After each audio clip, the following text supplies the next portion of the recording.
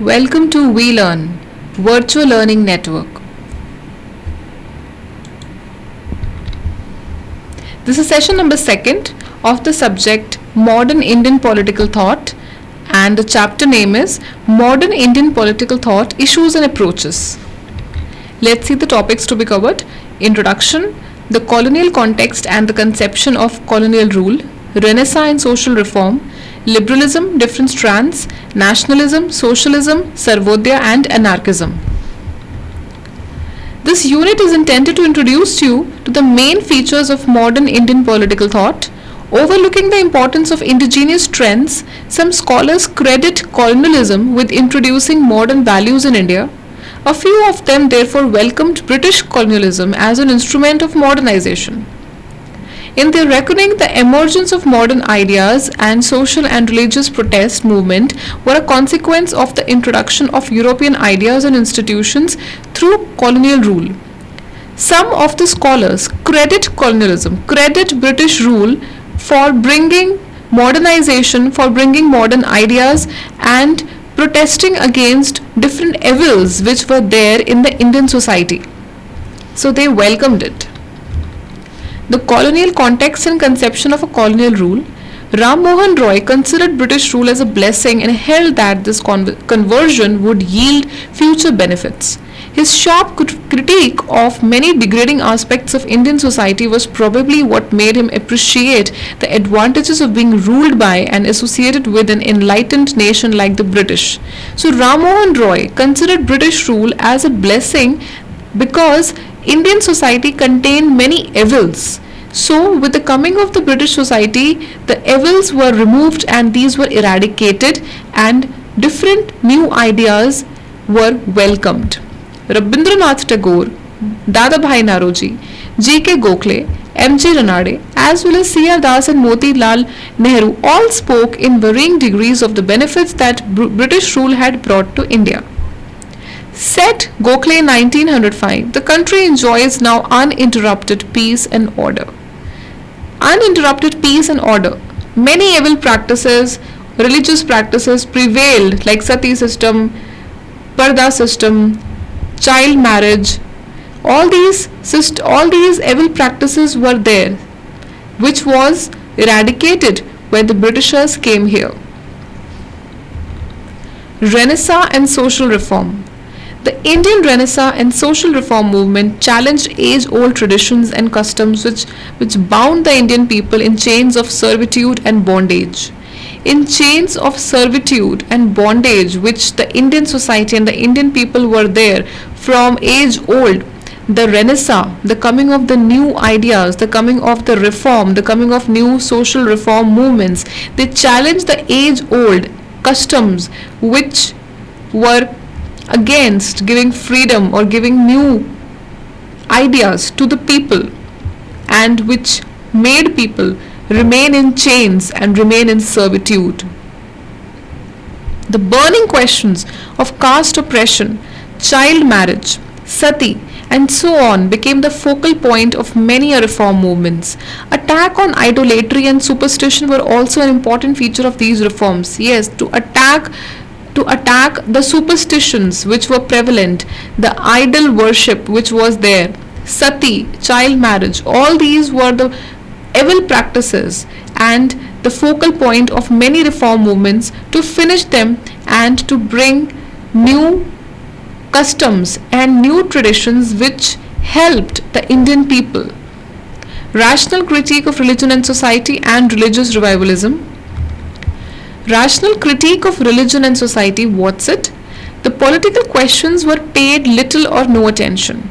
Ram Mohan Roy's first published work, Tuhfat-ul-Muhannidim, is a rational critique of religious systems in general and the role of vested interests in religion.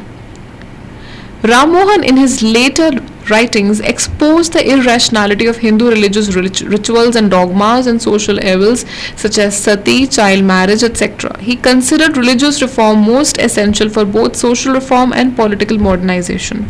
For Ram Mohan, religious reform was the first thing. To bring in religious reform, that was essential to bring social as well as modern reform, because many practices, many religious evil practices were there and dogmas were there, such as sati, child marriage, and irrational superstitions were prevalent. So he wanted to finish these and bring in religious reforms.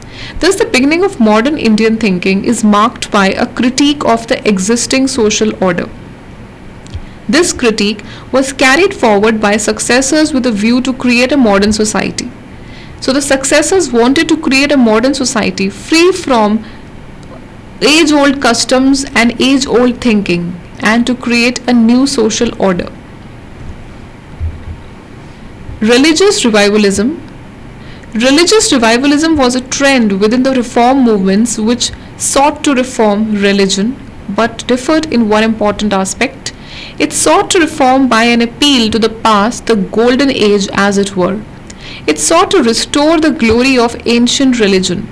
Religious revivalism sought to reform or to revive religion and to bring in more newer ideas and newer aspect, but to restore the glory of what the ancient religion was. Many emerging from within the womb of Hindu society, they try to dexterously combine pristine religious purity with many modern values like individual liberty and democracy.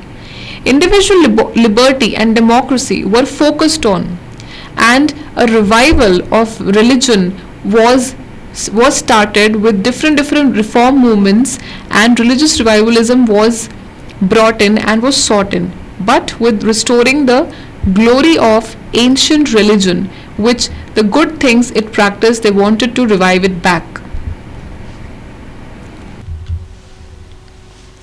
Now, liberalism, different strands.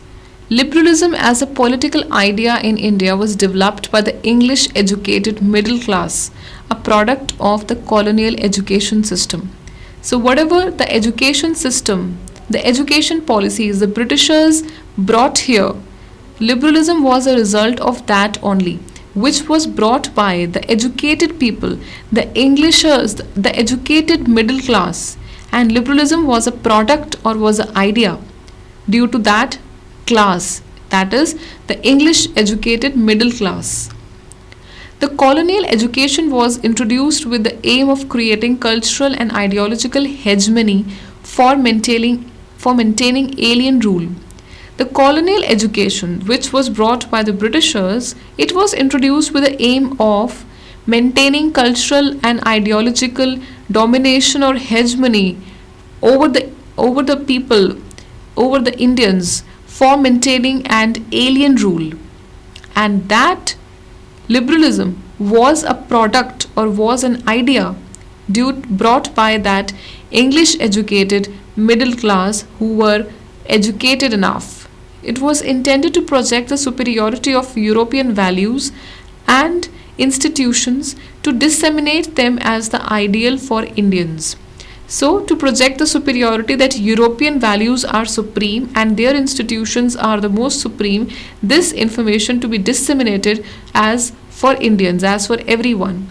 The Indian traditional values and institutions were not considered to be conducive to social progress. The Indian values, the Indian institutions, the Indian ways of structuring were not considered conducive. They were considered backward. They were considered orthodox and not conducive to progress. M.G. Ranade. M.G. Ranade, a representative of the dominant liberal thinkers, articulated the interests of the rising Indian capitalist class. The central point of his argument was that the Indian economy should follow a capitalist path of development if it is to solve her problems. He said that Indians or Indian economy should follow a capitalist path of development where profit is the main motive to solve her problems of debt and other problems. He argued that the state must play an active role in economic development. He disagreed with the laissez-faire concept of state. He said that to bring in development, to bring in more development, he said that state must play an active role. State must play the role of a facilitator. It must play the role of proper, where Development could be brought in where people should grow, people should develop in economy, in agriculture, in education. State should play the role of an active player wherein the development and the general welfare of the people can be there. He disagreed with the laissez-faire concept of state. Laissez-faire concept said that the state is a passive doer. It does not take part in individuals' activities. It does not interfere or take part in individuals' activities. It just observes, and it is a passive player of the individual's roles. But an active role means that state would take part in the developmental projects, in the developmental activities, in every part, whether related to education, health, setting up schools, or setting up hospitals, in everywhere. State must be there so that to resolve the country's problems. Ranade pointed out the immense progress of agriculture in France, Germany, and Russia after the liquidation of feudal agriculture and introduction of capitalist relations and peasant proprietorship. So Ranade also pointed out the good examples of agriculture being developed in France, Germany, and Russia after the liquidation of agriculture, feudal agriculture, and reduction of capitalist relations only. So the capitalist relations or the capitalist path was a mode for success. Jyotiba Phule and B.R. Ambedkar. In contrast, Jyotiba Phule 1827 to 9 and B.R. Ambedkar 1891 to 1956 presented the other pole of liberal thought. The predominant influence of Phule was the revolutionary liberalism of Thomas Paine. He maintained that all men and women are born free and equal. Fundamental to Ambedkar's approach for the upliftment of the untouchables was their education. Jyotiba Phule and B.R. Ambedkar said that all men and women are born free and they are equal. They are all equal. They should be given equality. They should be given rights. And Ambedkar also fought for the upliftment of the untouchables and giving them education. Education for him meant not only literacy but higher education. Untouchables must possess self-respect and dissociate from traditional bonds of untouchability and refuse to do traditional untouchables work. Untouchables should refuse to do traditional work which separated them from other classes and should possess self-respect, which was very important, and should also be educated, should also be given education. Nationalism. The development of the nationalist idea right from the early days went through an intricate course.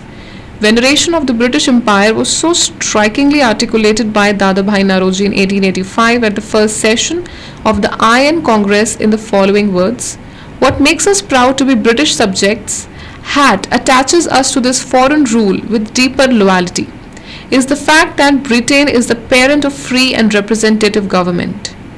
It was said that Britain is free, is sovereign, and is a parent of free and representative government. As mentioned, this was the dominant idea in varying degrees among the intellectuals and leaders of early nationalism. Socialism, what's it? The post-non-cooperation period witnessed a rapid growth of socialist ideas and emergence of numerous socialist and communist groups. There were two factors responsible for the development of radical politics in the 20s: the increasing restlessness among Indian youth and the toiling masses who were being drawn into the national movement was coming to the fore. So, the Indian youth and the into the national movement and the masses who were drawn into the national movement, they came to the forefront and they fought for it. It was Gandhi's signal contribution that he made the Congress-led movement a full-fledged mass movement. Due to Gandhi's contribution, it was made a full-fledged mass movement wherein everybody participated. The women, the masses, the youth, students, workers, everyone participated and they came to the forefront. Revolutionary Socialism. In 1926, a political forum by the name of Naujawan Bharat Sabha was created with the idea of educating young people in social matters, popularizing Swadeshi and developing a sense of brotherhood. Apart from this, it sought to cultivate a secular outlook, even atheism among the youth. It made popularizing Swadeshi things and a sense of unity, brotherhood, and secular outlook where every religion was respected. This organization was a front runner of the Hindustan Public Republic Association, which aimed at overthrowing the British rule by insurrection. It aimed at overthrowing the British rule by revolutionary means. It had an elaborate organization to carry on its clandestine activities. It had an elaborate organization to carry on the activities which were against the British rule and the activities which were carried on in a hidden manner. What is Marxist Socialism? As I've mentioned earlier, the first beginnings of Marxist Socialism in India were made by small groups in the Bengal, Punjab and Punjab, and as well as in Bombay. These groups then organized the workers and peasants' parties in these states, started work in the trade unions and also started organizing the peasantry. Parallel to this development was the formation in Tashkent of the Communist Party of India. The CPI's critique of colonialism was based on its understanding that imperialism was plundering India's raw materials. It said that imperialism, due to the coming of the British East India Company, it was robbing India's raw materials and they were using it for their own purpose and for their own wealth. Congress Socialism. As mentioned, the decade of the 20s saw a radicalization of Indian youth and their gradual turning away from the Congress fold towards socialist ideas. So the Indian youth were turning away and they were moving to the socialist ideas. Disenchantment with Gandhian non-violent methods, impact of the Russian Revolution and the need to evolve the masses of Indian people in the anti-colonial struggle increasingly led to this radicalization. With the disenchantment with Gandhian non-violent methods, impact of Russian Revolution, the Indian masses led to anti-colonial struggle, which was led to this by the help of radicalization of the ideas.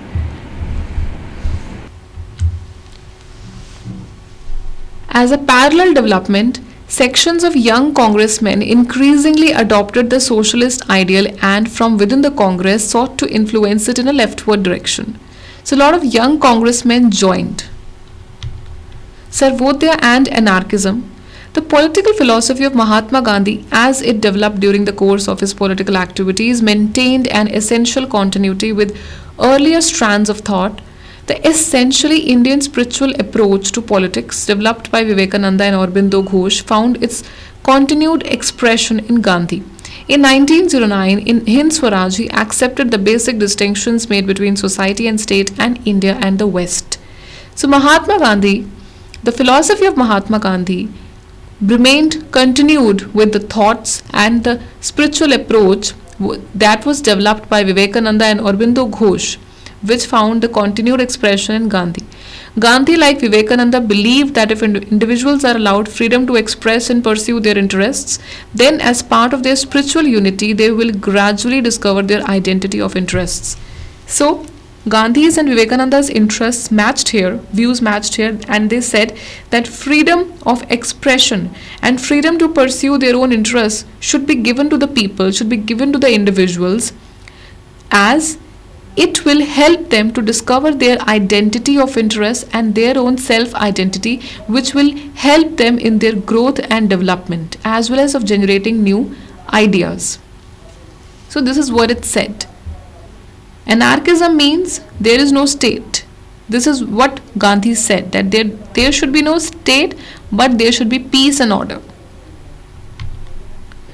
So it was all about the East India Company, the Britishers coming, as well as the Indian national movement, joining of the Indian national movement by the youth, and also coming of the new education system. That's all we have for you in this session. These are some of the questions. You have to do it yourself.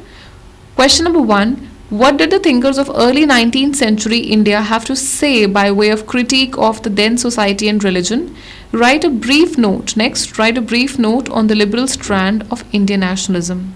Thank you. Happy learning. We learning.